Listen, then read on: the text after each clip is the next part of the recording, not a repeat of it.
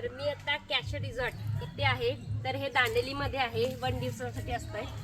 तर तुम्हाला याचं नाव का दिलेलं आहे ते तुम्हाला समजेल की आसपास सगळं काजूची झाडं आहेत, त्यामुळे याला कॅशो रिसॉर्ट असं म्हटलेलं आहे.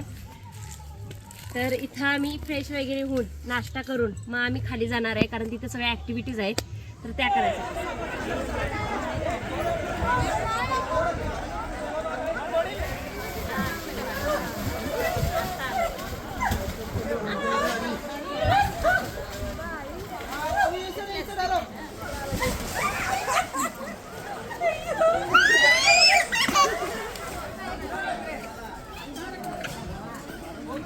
या ट्रिपचा व्हिडिओ आपल्या यूट्यूब चॅनलला लवकरच येणार आहे, तर तो पाहायला विसरू नका आणि शेअर करायला तर अजिबात विसरू नका.